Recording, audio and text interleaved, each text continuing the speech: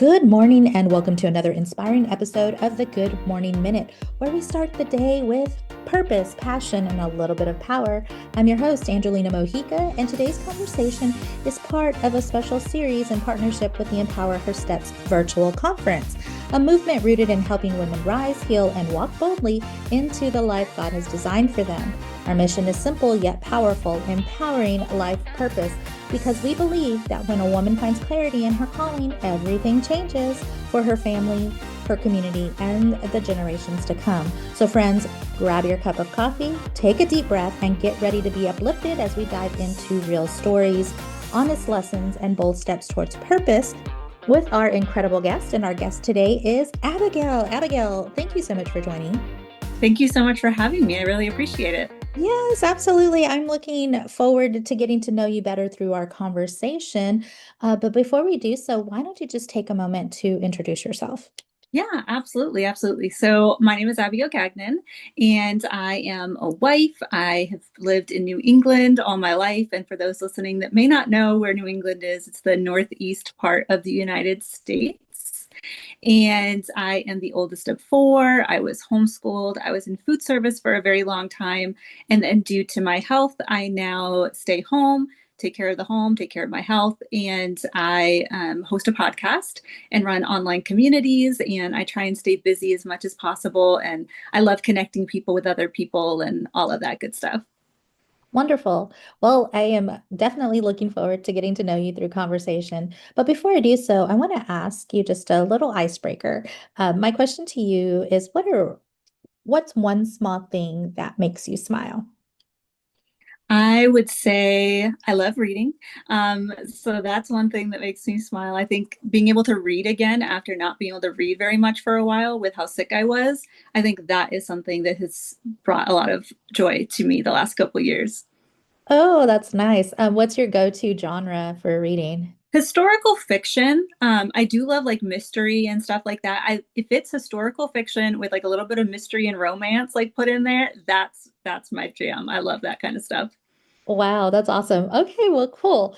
So let's go ahead and jump into the heart of our conversation. My first question to you was, what was a defining moment of pain or challenge in your life, and how did it impact you?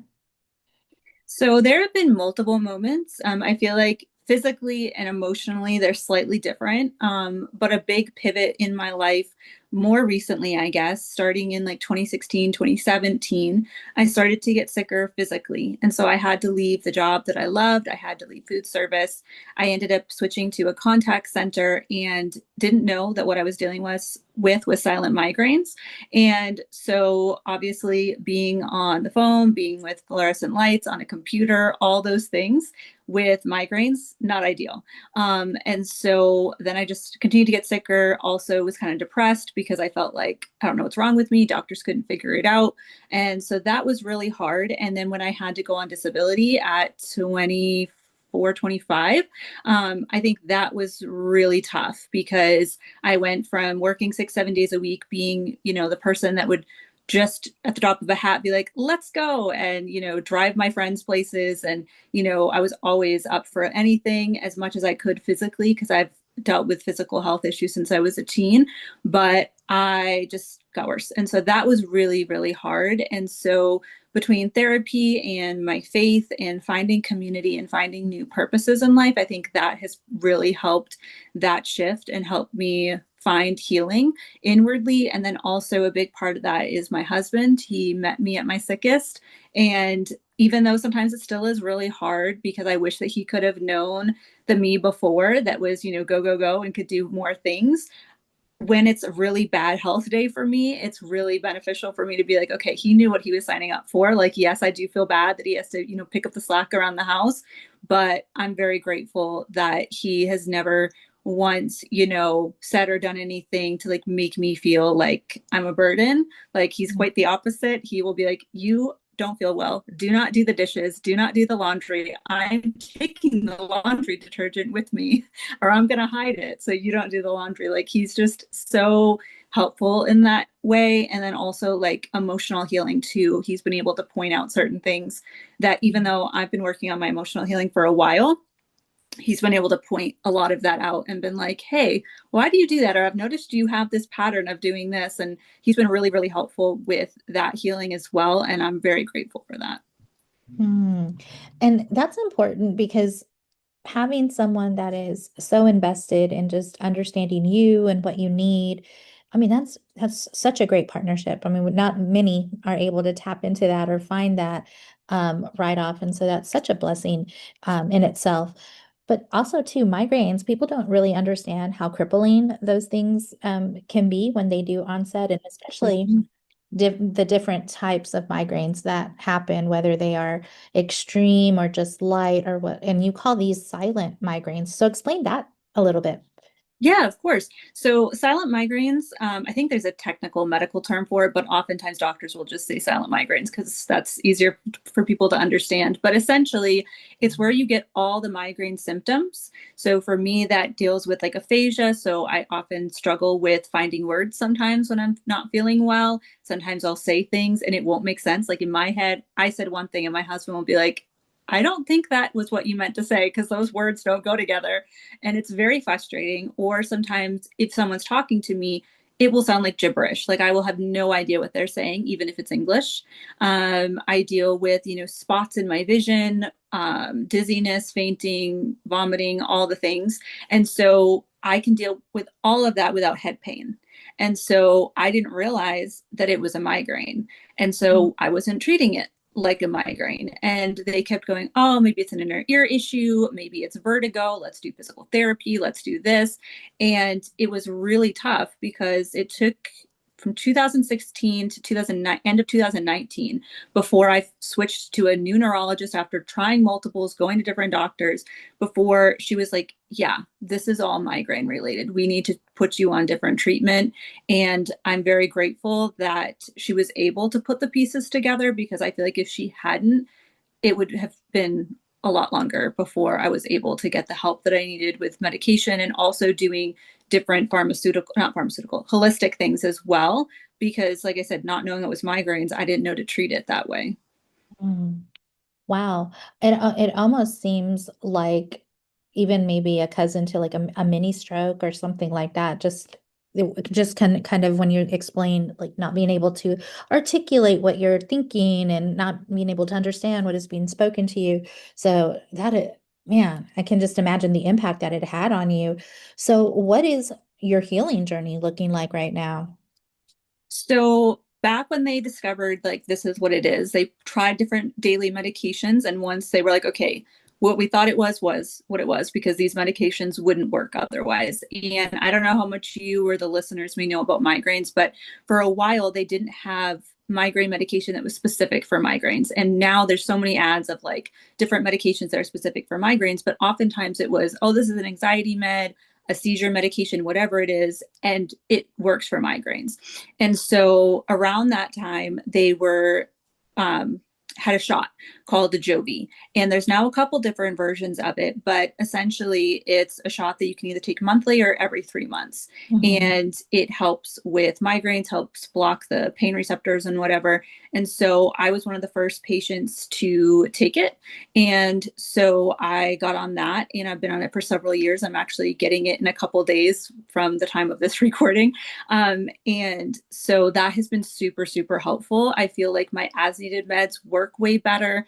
I do feel sicker the closer I get to my shots. I do feel kind of awful right after them, but I'm able to, knowing that, kind of plan my life around that. And being chronically ill and having a dynamic disability, sometimes I can't necessarily plan around it. I could do all the things and the next day wake up and feel awful, or halfway through the day feel awful. But it's been very, very helpful. I was doing it monthly for a bit, and it I would have like the wear off time around my period and then after the shots. And so it was like a good week that maybe I felt a little bit better, but it's like it's so much better to have, a month and a half to 2 months where I have a little bit more flexibility in how I'm feeling. So I do that. I'm on a couple as needed meds. I also am very mindful of electrolyte intake, making sure that I eat even if I don't feel good, as well as I do like some essential oils on my head, CBD cream, and then I will diffuse like lemongrass oil or Mhm. there's the Preggy Pops that are like the candy for nausea. And even though it's, designed specifically for pregnant people, generally I've found it very helpful for my nausea. Or lemongrass tea, the TENS unit. I've also, I see a chiropractor regularly because I have spine issues as well. So there's a lot of different things, but the shots really is what I think propelled a lot of it, because I feel like the other things work a lot better because of the shots. Hmm. That's awesome. Well, and that's good that there's like a remedy that's working for you now. And so to have more control over your life, like you said before, where you'd be doing all the things one day and then next day you're just crashing and burning, because of the onsets of the symptoms and whatnot. But to now have a treatment that is working for you to give you more stability in your day, more control in your schedule, I think that's great. So as you're going through this situation and it being such a life changing situation because you're in your 20s when you're getting diagnosed and being put on disability, what kind of purpose stemmed from all of this? So it was very hard, like I've said, because I had a big purpose working in food service. I worked at a Christian camp, Mm. loved it. That place like saved my life. I loved being there. And so having to leave what I thought was going to be my, purpose forever, essentially, and having to then shift it, I had several months where I was very depressed and didn't really, do a lot of things to find purpose. I also didn't feel very well and was fainting and throwing up all the time. So obviously that's not really conducive for doing anything anyway. But I have been suicidal in the past Mm. and have wanted to take my life. And so when I started to kind of slip back into that mindset, I was like, okay, I need to do something. So I signed up for BetterHelp, did several months of that. And the therapist at the time had suggested, hey, even though you can't do a lot, make a schedule and have a couple things that you do, even if you just get out of bed and eat food and then brush your teeth and get back in bed. Like, give yourself something to do that you can look forward to, that you can check off your list, and that way you can have some sort of purpose. And as I started to feel better, I had a women's group on Facebook, and I'd started it several years prior, and I invited some women to it. And that grew. And so I've been able to create a community on Facebook and Messenger and Instagram and Marco Polo and all the things through that. And that really helped a lot. And then a couple years ago, the podcast started. And so that kind of has also given me purpose. I think that I've really learned that, purpose shifts throughout your life. I think for a long time, I thought, I found my purpose and that's it.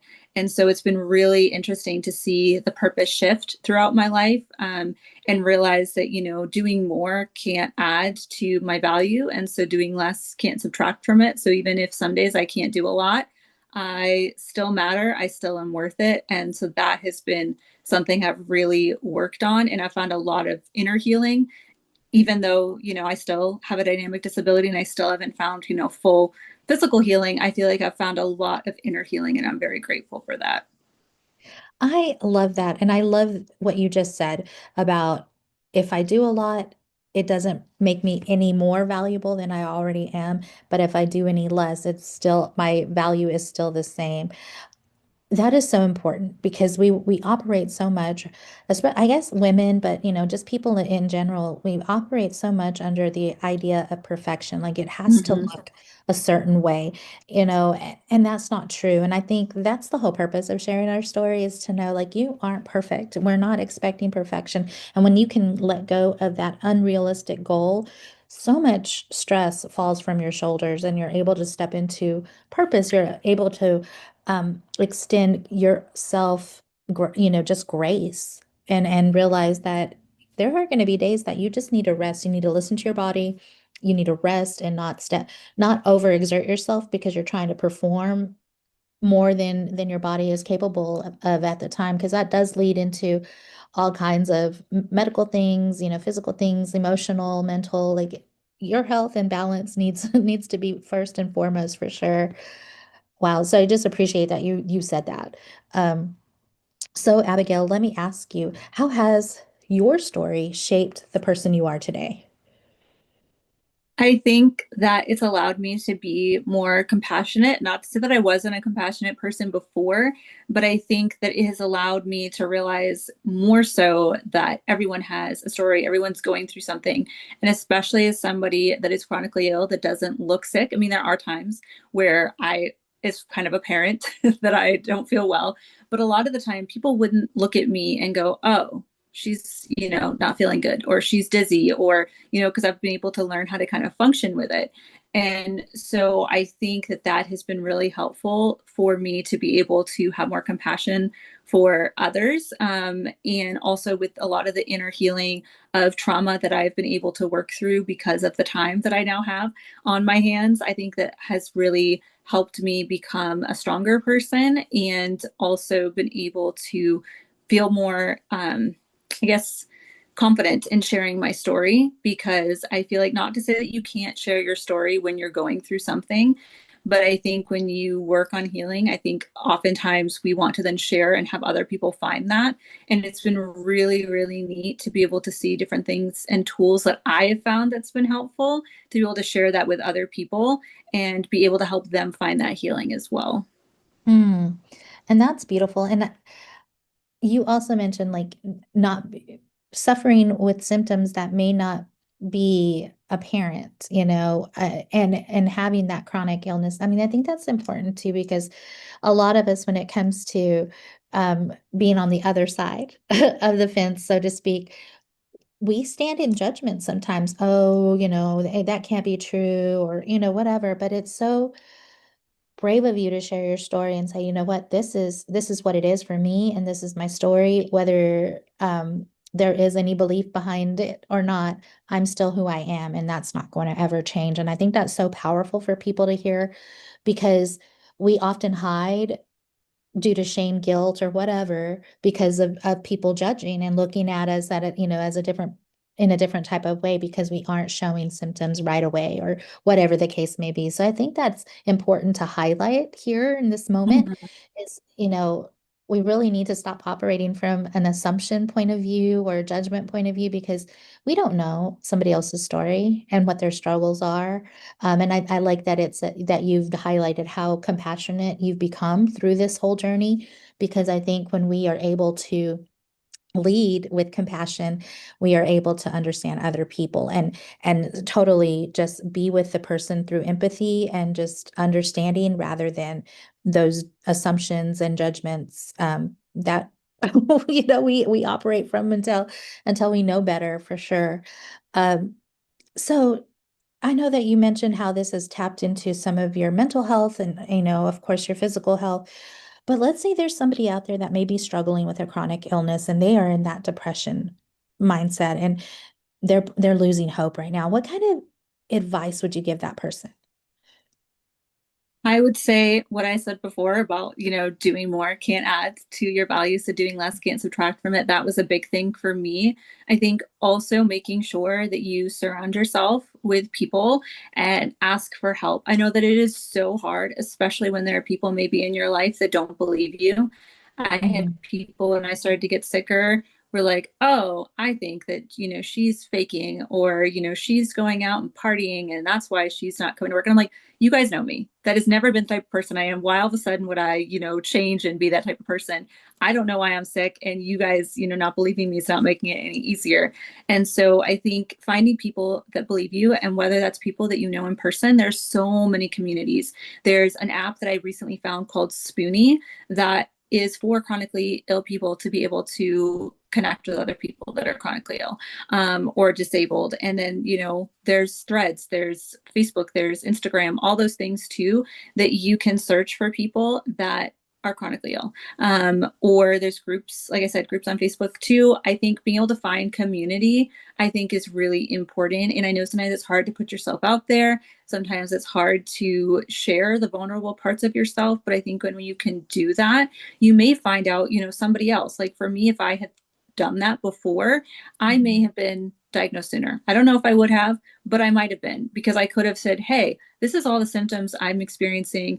This is what the doctors have done. Nothing is working. Has anybody else experienced this? And then someone else may be like, oh, I had that experience and I got diagnosed with silent migraines. Maybe talk to your neurologist about that. And Mm. so I've been able to do that for other people. And I think that that is something that could be very beneficial in getting diagnosed and finding that hope too. And there's so many apps as well, not only just for community, but also to like track your symptoms, which I would highly, highly recommend getting because especially with migraines, brain fog is a big thing. And Mm. so going to doctors and then being like, oh, how many migraines did you have? And how was the pain scale? And what could you do and what could you not do? There's the Migraine Buddy app for that. There's also the Visible app to track symptoms. And I think plugging yourself into community and getting things like that is very, very helpful. Mm. Beautiful. And so, Abigail, I guess my next question to you is what what does it look like living with this diagnosis, managing it well, um, and the purpose behind it look so what does living with purpose look like for you now? So I feel like it varies at different points during the year, depending on whether I am, just got my migraine shots, whether I'm sick, whatever it is. But I think a lot of it has to do with trying to check up on my people, whether it be virtually or calling someone or whatever.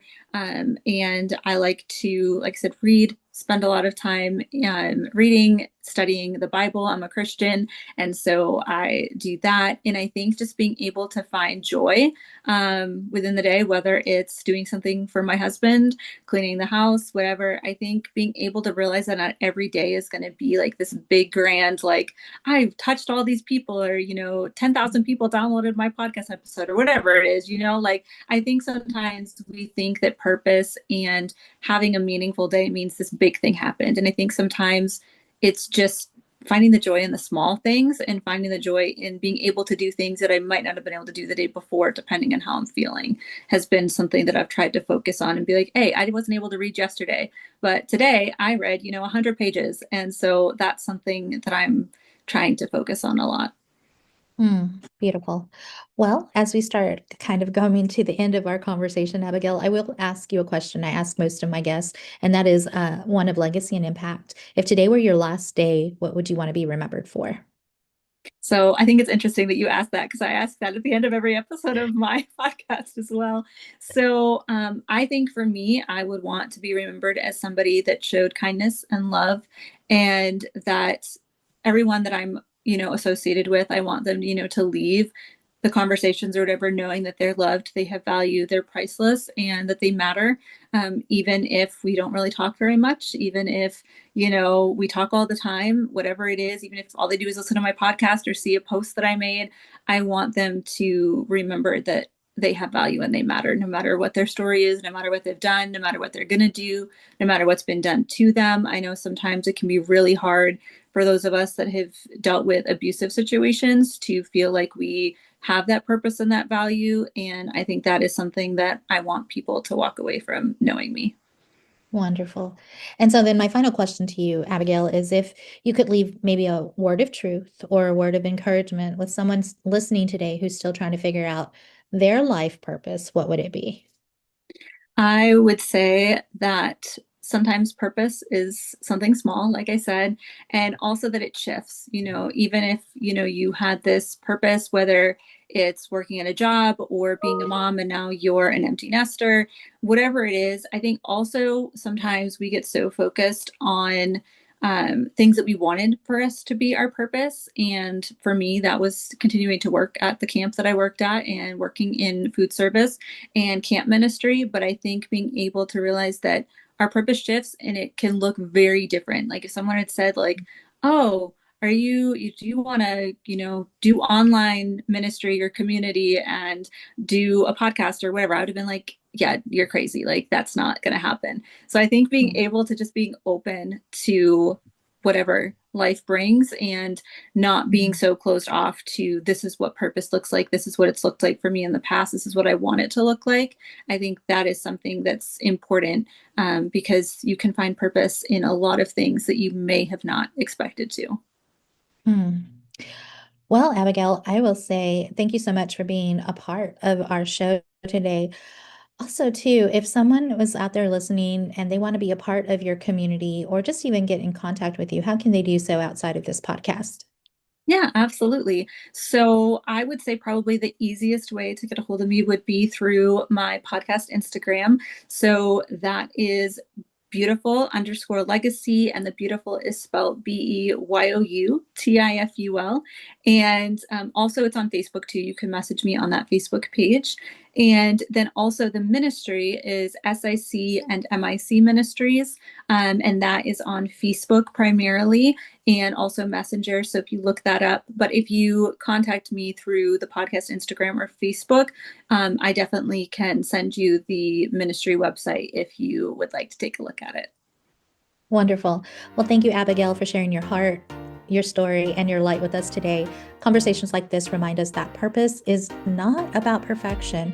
It's about showing up, growing through the things that we go through, and trusting that every step matters. Here at the Good Morning Minute and through the Empower Her Steps movement, we believe every woman has a calling worth discovering and a voice worth using.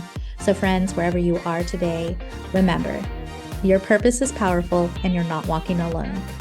So until next time, keep rising, keep trusting, keep walking boldly into the life God has designed for you. I'm Angelina Mojica, your life coach, sending you much love, much peace, many blessings.